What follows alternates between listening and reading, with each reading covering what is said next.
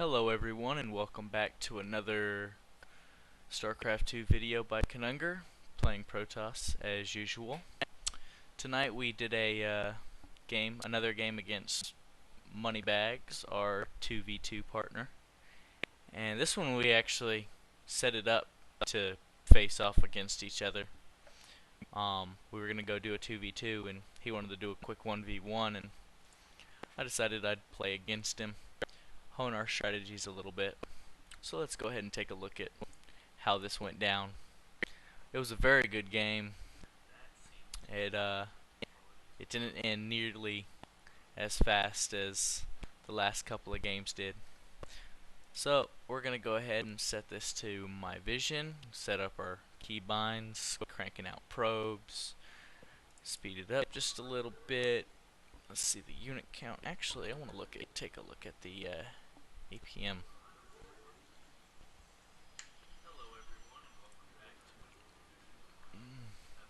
And I think this is kind of funny right here. I actually told him I would give him his choice of openers. Since we've been playing together, he knows that pretty much when it comes to Protoss versus Protoss, I open one of two ways: Dark Templar for a ground army, or go for the Stargate expand for an air army. And he asked for the air. He said he had more trouble with that, so I obliged him. Which I prefer going air anyways. I like the air play a lot better than I do like the ground army. So we have the 9 pylon, 14 gateway and forge, 17 pylon and other simulator. Oh, my first assimilator went down at 11. Cybernetics core and cannon down at 19, and then at 23 we've got Stargate, and we're also going to go ahead and put down our Nexus. So as soon as we have the minerals, there we go, Nexus is down. Now we're waiting on our Stargate to get out, crank out that first Oracle, and we're going to scout with the Oracle. Oracles are actually kind of fast. So we're going to scout with the Oracle. He's not there, so we're going to send him down. This is the first time I've ever actually played on this map on 1v1, so I wasn't sure I was going to set up. We played on this map last night, Moneybags and I, our double Protoss versus Terran and Zerg. I posted that one up the other night. So I actually put him into the unit, or his base, and I actually killed off 8 probes, which was kind of nice. He had already expanded like I did. He had 1 probe up here, and then I killed another 7. He had 2 stalkers. I'll actually rewind it for you. Be a little bit easier than anything else. So play. There we go. Okay. Nope, that's not the unit I wanna. Okay, we're gonna follow this unit. Following him over. Okay, so there's that one. Cook him off. Kill off a few more. He had 2 stalkers. It took him a little while before he realized that I was attacking him. Then he finally got over there. So already up to a slightly better economic advantage. Cranking out some more probes, starting to get out the army. I went ahead and put down my fleet beacon and my other 2 gas. Saturated the gas first. A few more pylons. I actually make a pretty bad fucking mistake here. Just a second. I got pylon blocked. So go and build a few more. I put out my fleet beacon, and 2 more Stargates, so I can crank out some more Tempests. For those of you that have been watching my videos, I started out going, and there's our level weapons 2 research, and we've already got shields 1. Here in a little while we'll start our Twilight Council.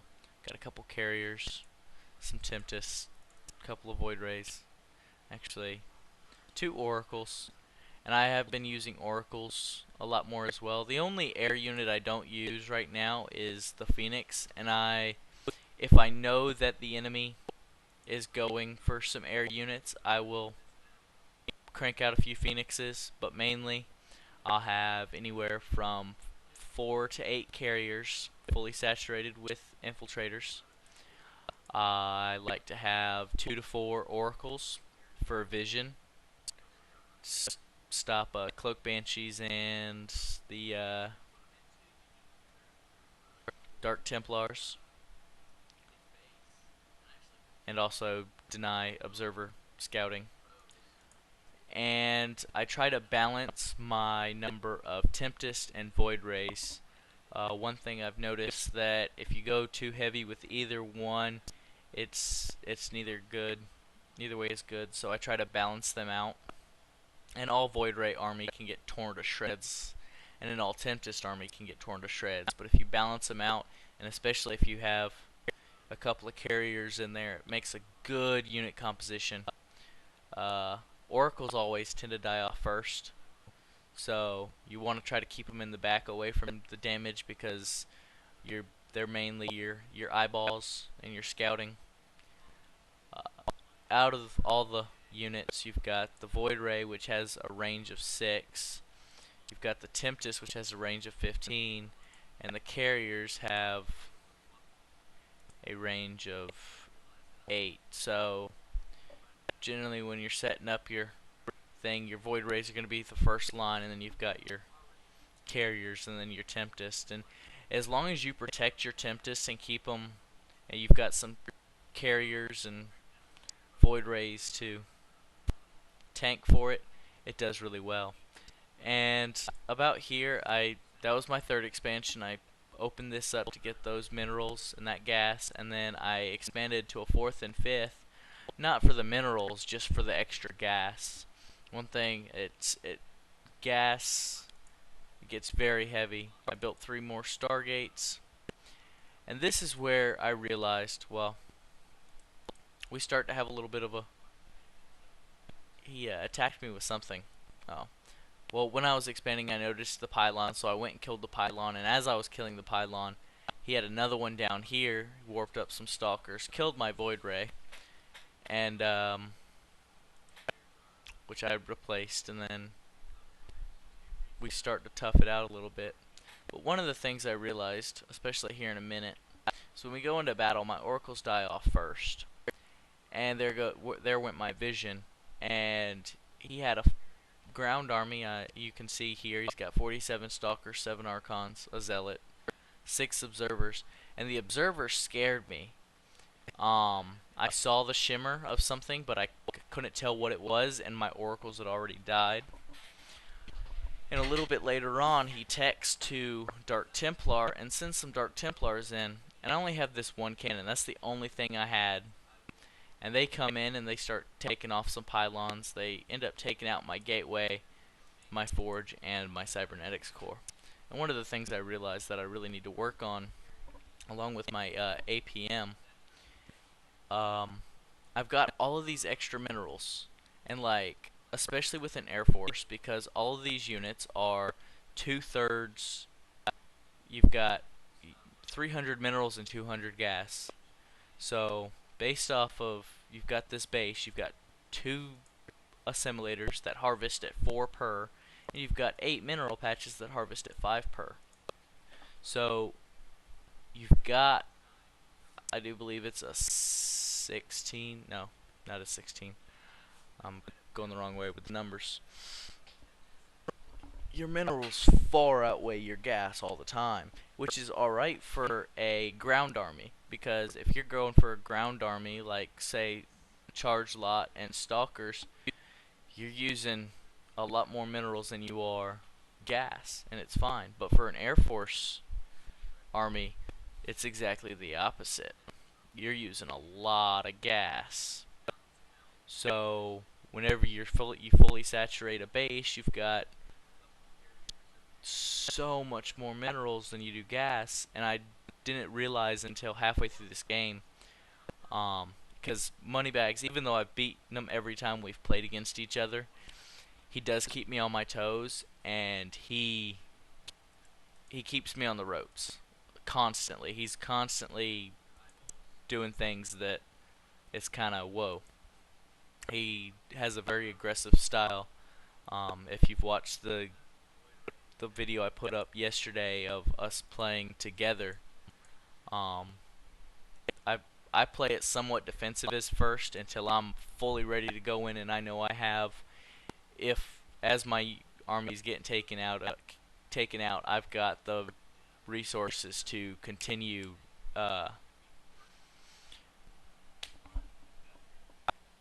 Wow, I'm blanking here.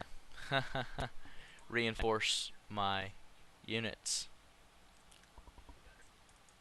So I've got 7,600 minerals and 1,800 gas, and right now I'm fully stocked up on that. So I could go and build a crap ton more stargates, so that once I do go into battle, I could crank out more units. Though I really don't want to use all that gas, but I could get rid of all of these minerals that I don't really need, because if I've got 19 or 1850 for my gas, all I need for minerals is about 3,000, because the other minerals aren't going to be used, because if I'm cranking out Tempest or Void Rays or Carriers, I'm only going to be able to use enough minerals to whatever gas I have. So I could take 4,500 of these minerals right here, and that is about 30, I believe, 30 cannons. So I could cannon up both of these ramps and give me some protection and some detection. And I wish I had thought about that sooner. It wasn't until he had Dark Templars in here and all my oracles were dead, and he started taking out units, did I think about that. So he comes in and we start toughing it out a little bit. They take out that guy, and he's doing a lot of damage with those stalkers. Let's see here. Units. I mean, he's taking me out. And at this point, he's turned the tables on me. He's taken out more of my units than I've taken out his.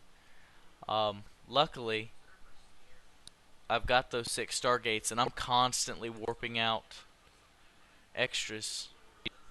And as you can see, I've got 7 things on the docket right now out of those 6 things. So it took me a little while. And there's those Dark Templars. And as you can see, my observer, or not my observer, but my oracles were gone. So I cranked one of those. I chrono boosted out one of those, used Envision, and put him out. So here in just a minute, I do believe, yeah. So I build up some more pylons to get back to 200 supply, because he knocked me down a little bit lower. And at the same time, I'm also blocking this off from him to be able to use. And he took out my tech tree. He took out my gateway and my cybernetics core and my forge, which I wasn't too worried about it. I only had one upgrade left to get from my cybernetics core. I had the air armor 2 or air armor 3. It was the only thing. I mean, the forge, I didn't need ground armor or weapons, and all I had was that left because I wasn't using the gateway either. So I cranked out that last one, and I built the forge again so I could build this nice giant cannon wall, just to get rid of all those extra minerals. And I do believe, yeah, it made my APM go up quite a bit. Plus, whenever he does try to come back through with Dark Templars, these are going to tear him to shreds. That is 21 cannons right there. It's beautiful. And I also start doing the same thing over here. I build 12 of them over here at the time. I started to run out while I was also still building up units out of my starport as soon as I had the gas for them.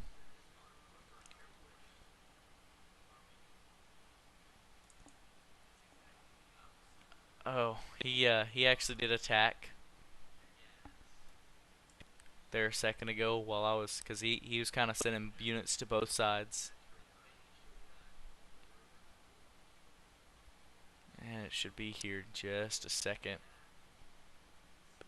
Yep, there they go. And as you can see, he has a couple of Dark Templars and several Zealots. He ended up taking out 4 of my cannons. But hey, that's what they were there for. Or 3 of my cannons. They were there specifically for to help me out and keep him from. So he came up, took out a couple more of those, so I'm rebuilding a few more and putting them back to work and continuing to build up my army. And now I'm being active. I'm sending my army around, I'm checking all these areas. I taken out a pylon, a proxy pylon that was there. There was one over here, and there's some more. And that's actually one of his expansions. And the Oracle got there first, and I think he got taken out. My first Oracle got taken out, and all I had was the second one. And he kind of followed me back before the rest of my army could get up there. He took out the Nexus and the assimilator I just built, because I needed to expand and get more gas. Like I said, it's the thing that holds back a Air Force army the most, is that gas, how much gas you can get. And he said that was a game, and we GG'd it. Very good game, very good game. He kept me on my toes the entire time. I only I managed to turn the tide of it a little while later. Once, especially those cannons helped out a lot. Plus the fact that I had 6 starports running, or stargates running at the same time, and he did take one of those, and I'm still working on 5 right now. But I was able to continually crank out units as I had the gas, and I had 5 bases worth of gas. I do believe I did extinguish all the gas out of these before they died. Maybe not, I don't remember actually. But I had expanded to my 4th and the 5th. One of the things I really need to be mindful of is, as I'm building my army and I've got all this excess of minerals that's not being used, because generally once I've got my bases up, then it's all upgrades, using that gas for tech and cranking out that army. I need to remember that I've got the forge there, I've got the ability to put cannons down, and I can just put a crap ton of cannons down all around my base, either create a full cannon wall on my ramp or just dot them around my base to use up minerals and give me some defense while my army's out dealing with the main force, and he's sending in the Trojan horse. Once I get that taken care of, I think I'll be good to go. We've played 2 2v2 games so far, and we've won both of those. I've actually got to I'll be out in the field with my unit this weekend, so I won't be playing. But I'll get back Sunday night, and me and him will probably do a 2v2 then, and I'll most likely upload it. And I'm also streaming my games now off of Twitch. You can go find me at twitch.tv/KonungrJoe. So come on over, take a view, subscribe. Me and moneybags, if we get the chance and we get the number of viewers we're looking for, as we continue to improve and get better, we'll spend more time in the game and strategizing, developing, and if we get to the point where we can play pro and get paid, be nice. That, or if I hit the lottery, I can quit my job and just focus directly on this, and then when I'm not in class for my computer engineering degree, I can be playing Starcraft exclusively. Get to the point where I'm really good. So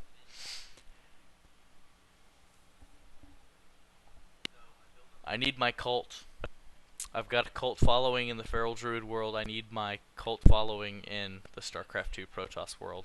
So help me get better and help my rise to power. Give the king his throne. So, anyways, I'm Konungr. I'm glad you watched the video, if you did watch the video, and hope to see you in the next one. Peace out.